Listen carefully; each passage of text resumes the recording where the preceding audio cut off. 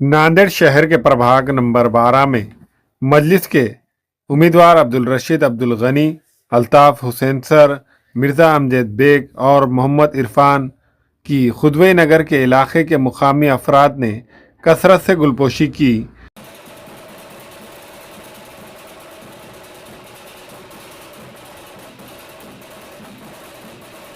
इस गुलपोशी की तकरीब के बाद मजलिस इत्तेहादुल मुस्लिमीन का इंतखाबी जलसा मुनक़्क़द किया गया, जिसमें मजलिस के हैदराबाद के रुकन असम्बली कौसर मोइनुद्दीन, सैयद मोइन, फिरोज़ खान लाला और मजलिस के चारों उम्मीदवारों के अलावा मजलिस के दीगर मुकामी कायदीन और कसीर तादाद में नौजवान और बुजुर्ग अफराद मौजूद थे। यहाँ पर जितने लोग बैठे हैं वो इस बात को कान खोल कर सुन ले, ये वही लोग हैं, ये वही हरे गमछे वाले हैं जिन्होंने मजलिस इत्तेहादुल मुस्लिमीन की 2012 में एक ऐसी तारीख बनाई थी कि मुंबई के भारत नगर में बैठा हुआ ठाकरे कपाते हुए कह रहा था कि आज महाराष्ट्र के एक ऐसा शहर, एक ऐसा जिला जिसे नांदेड़ कहा जाता है, ये क्या हो गया, कैसे हो गया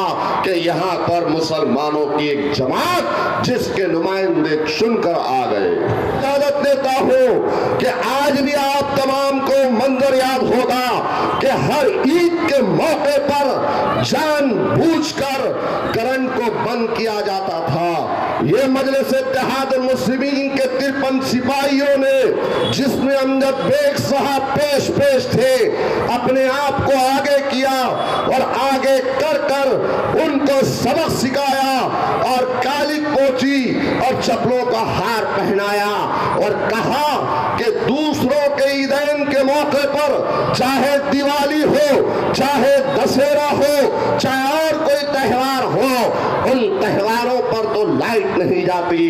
लेकिन क्या वजह है कि जब कभी बकरीद की ईद होती है, जब कभी ईद उल फित्र होती है, तो जानबूझकर सुबह के वक्त में लाइट बंद की जाती है। तो वो दिन है जब मजलिस इत्तेहादुल मुस्लिमीन ने एक शमा को रोशन किया और अपने आप को हवाले किया। तो जेलों की सलाखों के अंदर जाने के बाद एक तारीख बनाई और वो तारीख आज तक गवाही देती है कि अल्हम्दुलिल्लाह आज वो 2012-11 से लेकर आज तक ईद के मौके पर जानबूझकर लाइट बंद नहीं की जाती।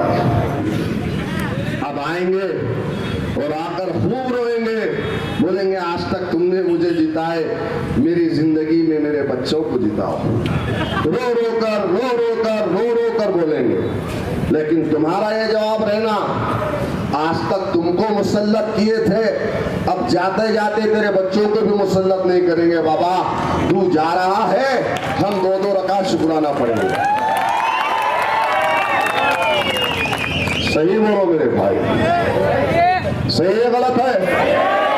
और दूसरी तरफ जंगली भी ठहरा, और जंगली जो पार्टी से ठहरा है, वो पार्टी तो बस मुसलमानों के दुश्मन है नहीं है? है नहीं है? अजीत पवार कौन है सब जानते हैं, क्या किया सब जानते हैं। तो ना पवार को वोट देना है, ना खूनी पंजे को वोट देना है, किसको वोट देना है?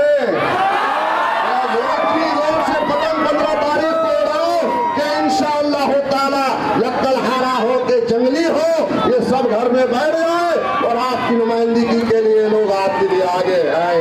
नारे तकबीर, नारे तकबीर। यहाँ पर जितनी बार आपने कांग्रेस को वोट दिया और जितनी बार जिन मक्कारों को आपने चुन के दिया, आज उनका हिसाब लेने का वक्त इंशाअल्लाह आ चुका है। आज आप भी हिसाब लेंगे और इंशाअल्लाह मैं अब्दुल रशीद से आज बदला लेने की कोशिश करूंगा। क्योंकि आज आप जानते हैं, सब में पहले जब में बड़ी मेरी जिंदगी की गलती ये थी कि मैंने अब्दुल सत्तार जैसे आदमी को मैंने आपके बीच में लाकर खड़ा किया। मैंने ये गलती से नादिम हूँ, मैं गलती को तस्लीम करता हूँ और इंशाअल्लाह इसको सुधारने की कोशिश करूंगा। वार्ड नंबर 12 में आज मैं खड़ा हूं। मैं आपको बताना चाहता हूं, इस आदमी ने जब चुनकर आया, चुन के आने से पहले जब इलेक्शन में खड़ा था, जब ये इलेक्शन में हार चुका था, फर्स्ट टाइम में इन्हें इलेक्शन के हार का मुंह उसको देखना पड़ा। लेकिन यही मकबूल सलीम थे जिन्होंने, और यही सलीमुद्दीन जावेद थे जिन्होंने मकबूल साहब के बोलने पर पूरे के पूरे 11 वोट इनके हक में दिया और इनको काफ मेंबर की शक्ल में महानगर पालिका में जाने का मौका दिया गया। लेकिन हमें नहीं मालूम था ये तो आस्तीन के सांप है, बगल में बैठकर सिर पर बैठेंगे और कान में ही। लेकिन आज कोई बात नहीं, अल्लाह ताला ने तौबा के दरवाजे मरे दम तक खुले रखे हैं और हम भी आज अपनी सलाह इस्लाह करेंगे। मोहतरम दोस्तों, जब ये पहली बार चुन के आए तो इनको विरोधी पक्ष नेता बनाया गया। मैं इनके पद गिनाना चाह रहा हूं आपको, ताकि आप ये एरिया का हाल देखे, आज ये देखकर आप ये समझे कि इसमें अगर कोई भी अगर एक भी सलाहियत काम करने की है तो इसने क्या किया। आज अनाउंस करते फिर रहे हैं कि ये ऐसे है, ये वैसे है। अरे हम तो जानते हैं आप कैसे हैं, हमको बताने की क्या जरूरत है, तुम्हारे में क्या सलाहियत है ये अब्दुल रशीद और यहाँ की अवाम जानती है। हमने गलती की, अरे मुसलमानों का तो ये था कि हम एक दिन से एक बार डसे जाते, बुजुर्गों का कौल है, लेकिन हमने बार बार गलती कैसी की ये हमें नहीं मालूम। ये शायद हमारी ईमान की कमजोरी थी। आपको विरोधी पक्ष नेता बनाया गया, आपको सवागिरा नेता बना गया। 5 साल आपके पास गाड़ी रही, 5 साल आपके पास चपरासी रहा, आपके पास चंबर रहा। आप बताइए आपने 5 साल में इस वार्ड के लिए, हमारी कौम के लिए क्या किया। आपके पास बताने को कोई नहीं, और आप कहते हैं हमको चुना के लाके दीजिए, हम मैट्रिक से 12वीं का कॉलेज खोलेंगे, स्कूल खोलेंगे। अरे आपकी शादी चिरे कॉलेज नहीं है, आपका कहाँ से कॉलेज खोलेंगे, कहाँ से स्कूल खोलेंगे। क्या आप और क्या आप किया वही औलाद आज बोलती है कि हमको मौका दो। अरे तेरे बाप को 40 साल से मौका दिए, आप कहाँ से भाई। क्या आज हमने हमारी गलतियों की सजा हम भुगत रहे, क्या हमारी औलाद को यही सजा देंगे। मोहतरम दोस्तों, आज की हालात बहुत नाजुक है। मुझे आपको बताना ये नहीं है, अगर मुझे नमाज पढ़ना है तो मैं मस्जिद में जाता हूँ, अगर मैं मर गया तो आप मुझे कब्रिस्तान में जाके दफन करेंगे। ये वो लोग हैं ना मस्जिद को रहने देंगे, ना कब्रिस्तान को रहने देंगे, ना ईदगाह को रहने देंगे। तो लिहाजा मैं आपसे अत्यंत गुजारिश कर रहा हूँ कि ये लोगों की मैं हर बात बता रहा हूँ, लेकिन यहाँ पर मौका कम होता है। आपको मैं ये बात बताना चाहता हूँ कि जब ईदगाह की जमीन थी, मैं नाम के साथ बताता हूँ, मौर्य कंपनी ने और रत्नागर ने ये जगह 1 हजाम के पास से खरीद ली। जब ये बुजुर्ग गए वहां पर जाकर कहा नहीं, ये तो जगह ईदगाह की है, ये मुसलमानों की जगह है, यहाँ पर मुसलमान ही ईदगाह बनाएंगे। उन्होंने कहा ठीक है, मुकद्दस काम है, आप कर रहे हैं, बहुत अच्छी बात है, हम देने के लिए तैयार हैं। जब इन्होंने चंद पैसों में, क्यों तो हमको ईदगाह के लिए फुकट की जगह नहीं जब चलेगी, कोई हिंदू की जगह नहीं चलेगी, ये मुकद्दस जगह है। इन्होंने जाकर चंद पैसों में ही जगह खरीदी। जाकर पूछिए, अगर खुदा की कसम इसके अंदर एक भी शब्द गलत है तो मैं वापस होने के लिए तैयार हूँ। इन्होंने कम पैसों में वो जगह खरीदी। खरीदने के बाद हमारे साथ मौलाना के पास गए, मौलाना मौजूद है, आप जाकर पूछिए क्या आपने ये जगह का सौदा नहीं किया था। साथ मौलाना ने कहा कि देखिए साहब, हम इतने पैसे नहीं दे सकते, हम तो चंदा करके पैसे देंगे आपको। तो उन्होंने उसके अंदर भी टाइम कौन डाल दिया। उन्होंने कहा कि मुझे इतने अरसे में इतने पैसे चाहिए। वो मौलाना ने हाथ जोड़कर कहा जाइए आप साहब, हम नहीं ले सकते ये जगह। तो उन्होंने बराबरी करके भेज दी। आज तुम जाकर देखिए ईदगाह के लिए जगह हमको कम नहीं पड़ रही है क्या। अगर मैं सही बता रहा हूँ तो मेरी बात को आप गौर से सुनिए, इन मुनाफिकों से होशियार हो जाइए। हर दौर में मुनाफिकों का दौर था, हुजूर पाक सल्लल्लाहु अलैहि वसल्लम के दौर में भी मुनाफिक थे और आज के दौर में भी मुनाफिक है, और यही वो लोग मुनाफिक है। हमको आज होशियार होने की जरूरत है। जब मैं यहाँ पे काम करने के लिए, आप मुझसे पूछ सकते हैं कि रशीद भाई आप भी नगर सेवक थे, आपने ये विकास क्यों नहीं किया। तो मैं आपसे पूछना चाहता हूँ, क्या मुझे कोई पद मुझे मिला जब मैं सीनियर था, जब मैं 20 साल का नगर सेवक होने के बावजूद तुम तुम्हारे बेटे को लाते हैं और 6 महीने के अंदर डिप्टी मेयर बनाते हैं। क्या मेरे में वो काबिल नहीं थी, क्या मैं पढ़ा लिखा इंसान नहीं था, क्या मुझे उसकी इतनी सलाहियत मुझे मौजूद नहीं थी, मुझे मेरी सलाहियत इस्तेमाल करने का मौका नहीं दिया गया।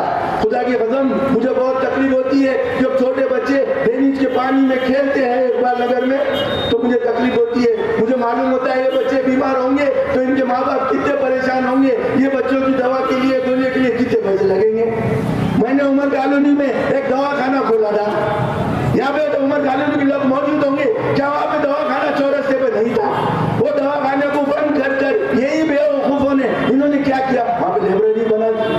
लाइब्रेरी बनाने के बाद आज जाकर देखिए ना वो दवाखाना रहा ना वो लाइब्रेरी रही। वहाँ के आजू बाजू के लोग परेशान है, वहाँ पे जुआ खाना बन गया, वहाँ पे हमारा बच्चे बैठने का अड्डा बन गया। दोस्तों ये लोगों ने मेरी सलाहियत मुझे इस्तेमाल करने का मौका ही नहीं दिया। मैं यहाँ पर ये पानी की टाकी से एयरपोर्ट कमान तक एक 12 इंच की पाइपलाइन लेके जा रहा था। अब चलिए आप जब के पूछिए पाकिस्तान नगर के लोगों को क्या तुमको यहाँ पर पानी मिल रहा है?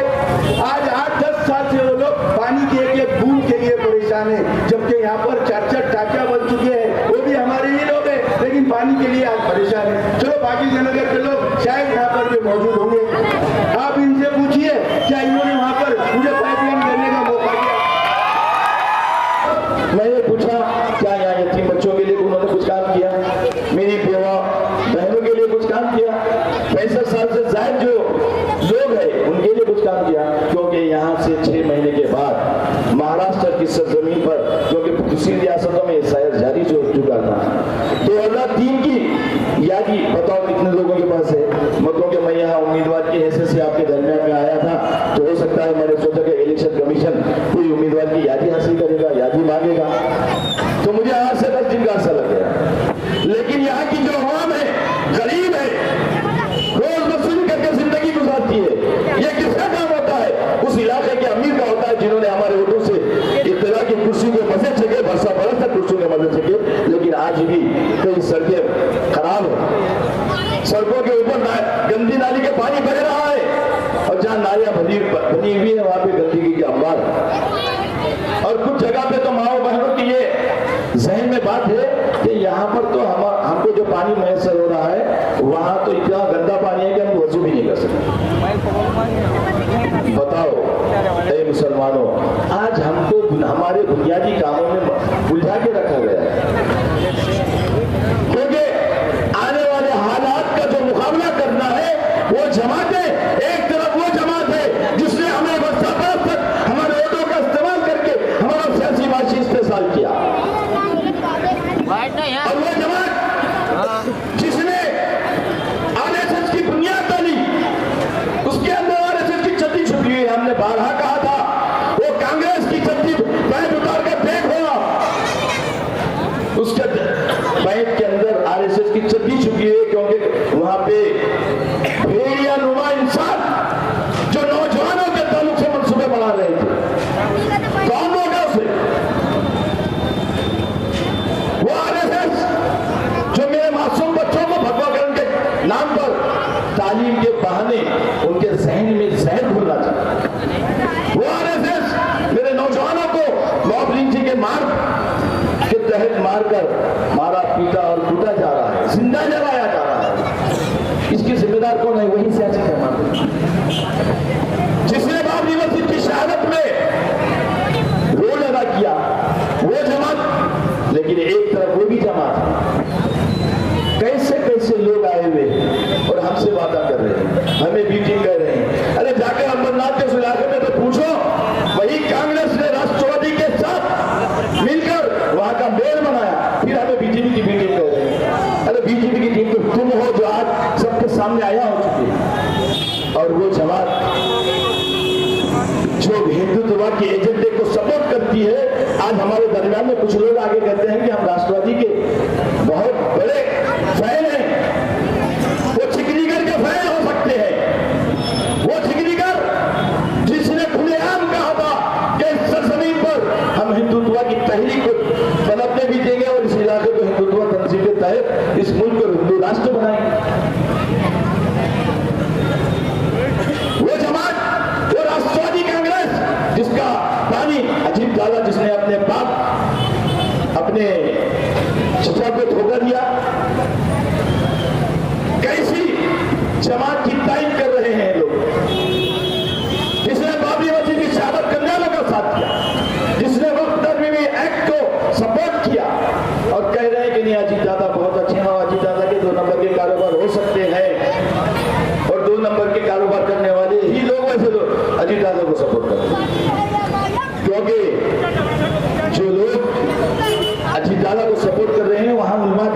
जाकर पूछो तो सही कि वो अजीत दादा जिसकी दिलों के अंदर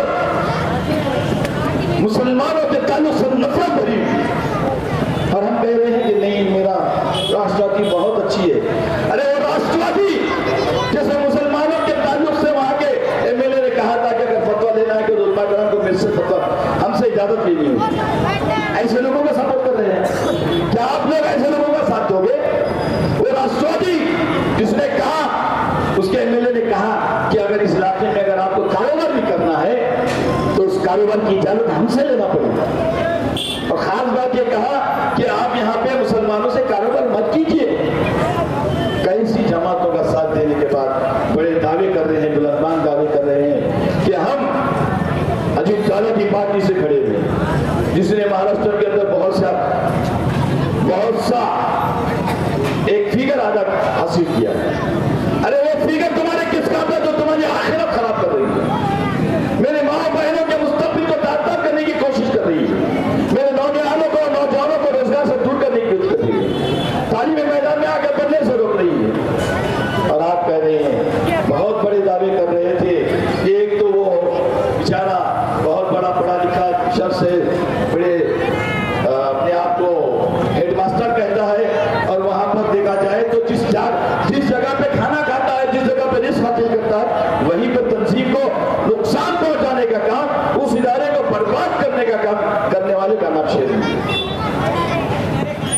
बताओ, पूछो तो सही कि आप प्रभात 11 से भागकर यहाँ क्यों आए? गंदगी का अंबार पड़ा हुआ डंपिंग ग्राउंड को हमने, हमारे जियालों ने ट्रैक्टर के सामने सोकर उसे बंद किया था। वहां पे दोबारा डंपिंग ग्राउंड लाकर वहां पे दोबारा सीवरेज प्लांट, एसटीपी प्लांट लाने का काम करने वाला वो है। यहाँ पे गटर की लाइन लाने वाले का नाम क्या है?